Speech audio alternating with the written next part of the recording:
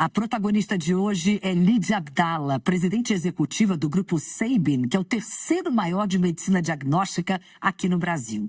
Lídia entrou na empresa como trainee. 25 anos depois, alcançou o cargo mais alto do grupo, que é uma das empresas mais admiradas do país, uma referência em inovação, sustentabilidade e, sobretudo, em ambiente de trabalho para mulheres. O Grupo Sabin está em todas as regiões do país, tem mais de 7 mil colaboradores e um faturamento de 1 bilhão e 600 milhões de reais. Lídia, é um prazer ter você aqui comigo hoje. A minha primeira pergunta é sempre a mesma para todas vocês. Quem é Lídia Abdala? Como é que você se define? Cris, um prazer e uma alegria também estar aqui hoje com você.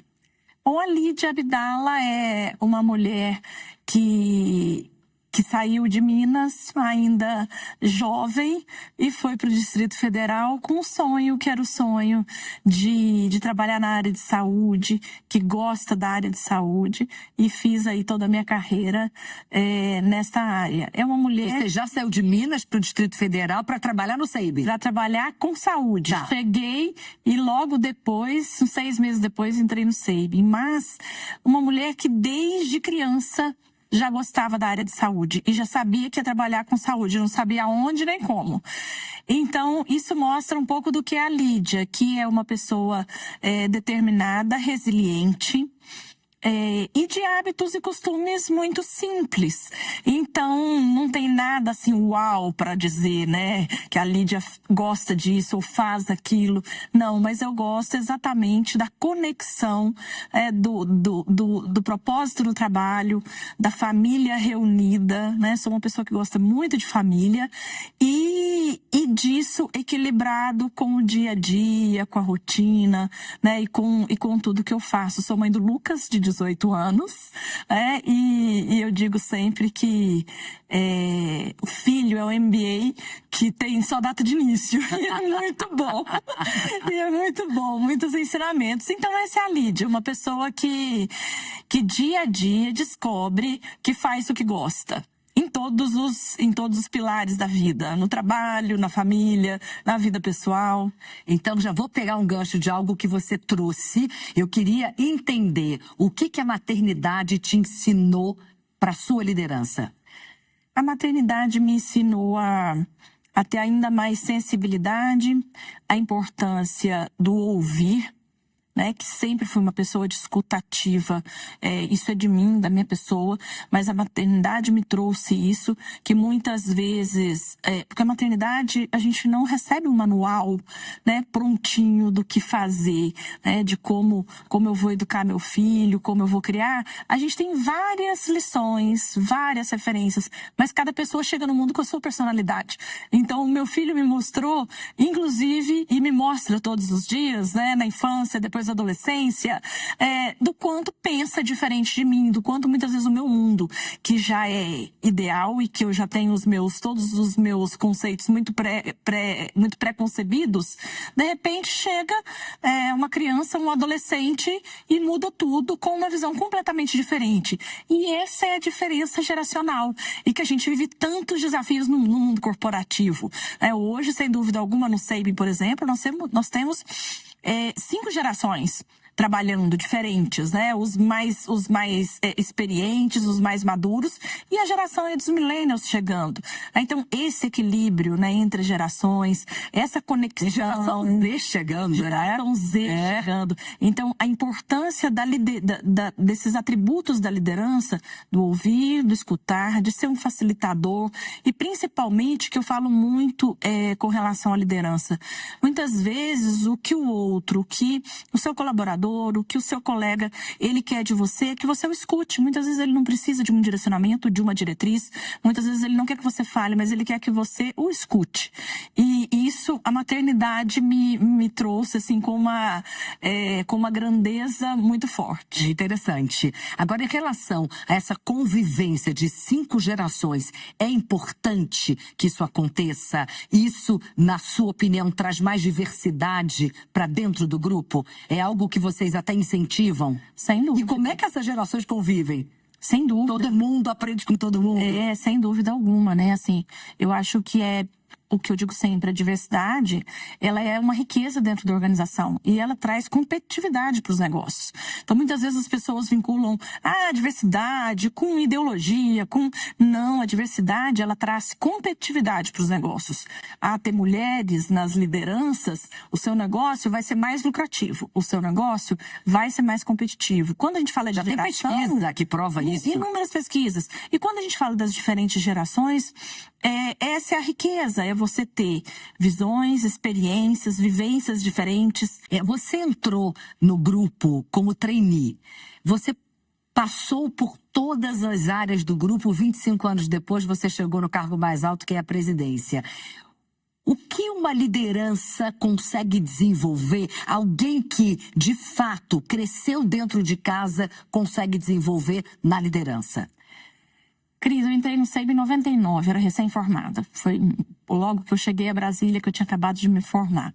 E sou farmacêutica bioquímica de formação. Cheguei em Brasília, fui fazer mestrado, especialização. Na minha área, atuei muitos anos nas áreas técnicas, fui coordenadora técnica, trabalhei na área no setor de tecnologia. Depois fui gerente técnica, superintendente técnica. E a cada nova posição que eu ia tomando, vinham para minha responsabilidade áreas diferentes da organização. E eu sempre fui uma pessoa, além de muito estudiosa, também muito curiosa. Sempre gostei de aprender coisas diferentes, mesmo que não fosse na minha função, na minha atividade, na minha área. Isso foi me dando um conhecimento, obviamente, acumulado muito grande. Quando chegou em 2012, que o SEIB começou o projeto de expansão geográfica, até então a gente operava somente no Distrito Federal. Em 2012, nós saímos do Distrito Federal para outras regiões. E em 2013, a gente já tinha uma capilaridade geográfica maior. E quando você se tornou presidente? 2014. 2014. Logo dessa época da expansão. Exatamente, porque em 2013 a gente já tinha uma capilaridade geográfica. Até então, a doutora Janete e a doutora Sandra, que são as fundadoras do grupo, dividiam a gestão. A doutora Sandra, diretora técnica, a doutora Janete, administrativa. Elas, então, tomaram a decisão de criar uma estrutura maior de gestão na empresa, profissionalizaram, né, toda essa gestão, criaram um conselho de administração, que é onde elas estão desde então. Elas se revezam entre presidente e vice-presidente do Conselho de Administração e decidiram, então, trazer uma nova liderança de gestão para a empresa, e foi quando me escolheram para assumir a presidência do grupo. A empresa já era uma empresa não do tamanho hoje, mas já era uma empresa grande. E naquele momento, sem dúvida alguma, por que elas me escolheram? E que é isso que fez a diferença na minha carreira. Primeiro, conhecer muito a fundo a operação, todas as áreas da empresa, conhecer muito o setor e ter a cultura da empresa. Então, esse é um grande diferencial aí para assumir cargos de liderança. Por quê? Então, eu estou como presidente do SEIB desde 2014, assumi como 2014, agora 2026 são 12 anos à frente da presidência do grupo. E assumi com esse desafio, porque até então a gente atuava praticamente somente com análises clínicas. Já tínhamos um serviço de vacinas em Brasília e estávamos em Distrito Federal mais 4 estados. Eram 186 unidades de atendimento ao cliente, 1.800 colaboradores. De lá para cá expandimos, crescemos para outros estados. Hoje são 14 estados além do DF, 7.400 colaboradores, 362 unidades, e também diversificando o negócio. Além de análises clínicas, a gente tem diagnóstico por imagem, serviço de imunização, check-up executivo, atenção primária, uma empresa de atenção primária que faz parte do grupo, e Rita Saúde, que é uma plataforma totalmente digital, porque a tecnologia veio com tudo aí pro mundo, e pro nosso setor de saúde não é diferente. Com certeza. E aí fica evidente que durante a sua gestão que o SEIB se tornou o terceiro maior grupo de diagnóstico, né, desse país. Qual foi a sua decisão estratégica mais importante? Tem alguma decisão estratégica que você olhe e fale, isso aqui fez toda a diferença? Olha, tiveram algumas decisões, estratégicas, sem dúvida alguma. E uma delas foi a importância da diversificação do negócio. né? A gente tem que crescer negócios diferentes, além de análises clínicas. Porque a mudança no perfil do consumidor, ela veio vindo, né, já de muitos anos, mas nos últimos 10 anos acelerou. Então, o cliente hoje, ele quer chegar no mesmo lugar, fazer o exame dele de imagem, de análises clínicas, de vacinas. Resolver tudo num lugar só. Isso. A gente quer rapidez. Exatamente. Então, eu não tenho dúvida de que fazer, tomar essa decisão ali naquele momento, de nós precisamos diversificar, porque diversificar negócio, crescer e expandir geograficamente num país como o nosso, com diversidade cultural, um sistema de saúde muito heterogêneo, já é um grande desafio. Mas diversificar negócio traz muitos riscos, né? Que é você atuar em serviços diferentes, com características diferentes, com uma dinâmica de CAPEX, de investimento, tem que ser um ritmo diferente. Então, eu não tenho dúvida de que essa estratégia de diversificação de negócio foi o que fez a grande virada do SEIB. Depois veio aquele momento de pandemia, né? E ali também eu digo que as tomadas de decisão ali como líder à frente de uma empresa de saúde não foram fáceis, mas elas foram também determinantes e importantes, porque o SEIB conseguiu dar as respostas na rapidez que a população precisava.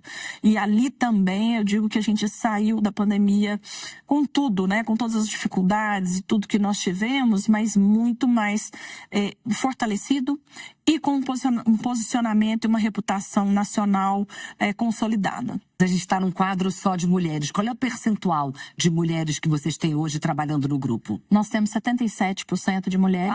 Levando em consideração o grupo todo. O grupo todo. E 74% de liderança feminina. Porque os 77% de mulheres é um indicador da área de saúde também. O setor de saúde já tem, naturalmente, muitas mulheres atuando. Para a liderança não é bem assim. Quando você vai para a liderança, você chega ali nos 25%, 30%, sobretudo alta liderança. Sim, claro.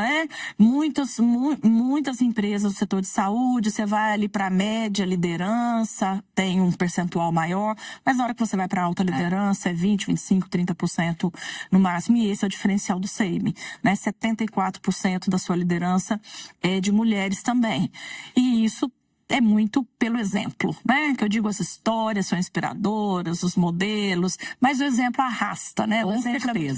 Com certeza. E aí, vocês são considerados uma das melhores empresas para se trabalhar, Great Place to Work, e inclusive já ganharam premiação disso, que eu imagino que deva dar muito orgulho para você. É a melhor para mulheres trabalharem. Impressionante esse percentual que você me disse agora do número de mulheres. Como vocês conseguem criar um ambiente que acolha tantas mulheres assim, para serem consideradas a melhor empresa para a mulher trabalhar? É claro que temos um programa muito robusto aí de benefícios e olhando, de fato, ali no que são as necessidades, né, e das mulheres em especial. Como eu disse anteriormente, o exemplo é muito forte. Nada é mais forte do que o exemplo. Então, tem 2 fundadoras mulheres. Isso é muito presidente pra gente. Eu sempre olhei para a doutora Janete e doutora Sandra, eu era noiva ainda do meu marido, nem tinha casado. E eu vi elas lá com os filhos, cuidando de filho, família, do SEIB, da empresa, do trabalho. E tudo é possível. Então, aquilo ali para mim era um exemplo muito forte. Assim como continuam sendo, e eu e outras líderes do grupo para as nossas mulheres. Mas, sem dúvida alguma, a maternidade ainda é um grande paradigma, né, na vida das mulheres, e quando a gente fala de carreira. Porque ainda é sempre aquela questão, se eu decidir ter um filho, vou me casar, eu vou me dedicar à família, eu vou perder a oportunidade, eu não vou conseguir.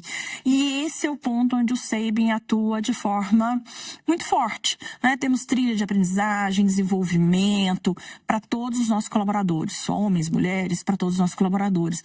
E a mulher, ela sabe que dentro do SEIB, ela pode decidir engravidar, ela pode ter filho, ela vai tirar a licença maternidade, e ela vai voltar, e ela vai continuar sendo uma profissional competente, né, com entregas de valores que eu digo sempre, mas aí a mulher volta e vai ter ter que acompanhar o filho no médico, acompanhar o filho, vai e tá tudo bem, né? Assim como o homem também tem que acompanhar, né? E é o que a gente estimula, que os nossos homens, Deveriam, pelo menos. nossos homens, né, ter os mesmos benefícios que as nossas mulheres têm, porque eles têm mulheres e filhos, para eles também, Isso aí. né, levarem isso para casa. Com certeza. Você mesmo depois de assumir cargos de liderança, você foi atrás de formação de gestão de finanças, como você já me contou aqui. Qual é a importância de ser um aprendiz da vida toda? Tem um termo, uma expressão em inglês que é lifelong learner, que seria isso, né? Aprender a vida toda. Até muitas vezes aprender e reaprender para crescer ainda mais. Sem dúvida alguma é fundamental, né? Eu que digo que é o fator crítico de sucesso para qualquer carreira e para qualquer profissional. É a capacidade da gente estar aprendendo todos os dias. Isso vale para a vida profissional, mas isso vale para a nossa vida pessoal também. Então, essa capacidade de estar aprendendo o tempo todo, todo o tempo, sem dúvida alguma, é fundamental para as nossas carreiras. Você já deu aqui algumas dicas, alguns conselhos para mulheres que almejam estar em cargos de liderança. Mas se você tivesse que escolher uma única competência, aí eu tô falando tanto de soft skill quanto de hard skill, ou seja, tanto de competências comportamentais, habilidades comportamentais, quanto habilidades técnicas. Qual seria aquela fundamental para quem está aqui assistindo a gente nesse momento? Sem dúvida, além das hard skills que nós falamos tanto, né? De conhecimento, aprendizados e formação, a capacidade de autoconhecimento e de equilíbrio emocional. Eu digo sempre isso, autoconhecimento para a gente saber quais são aquelas alavancas que potencializam aquilo que a gente tem de bom, que nos equilibram, que nos desequilibram. Então, a gente ter autoconhecimento é fundamental para a gente trabalhar a nossa autoestima. Porque as mulheres, muitas vezes, são muito mais preparadas, inclusive, do que os homens no ambiente de trabalho. Mas ela não tem aquela autoestima que vem do autoconhecimento, que vem do seu equilíbrio emocional para dizer assim, eu assumo, eu dou conta e vou entregar o projeto como a empresa precisa, como a minha área precisa. Eu digo sempre, autoconhecimento para ter e trabalhar continuamente a autoestima. Eu concordo com você 100%. Lídia, nosso tempo está acabando. Infelizmente, poderia conversar com você aqui horas e horas. E eu sempre termino com a mesma pergunta. O que significa para você ser protagonista da sua própria história?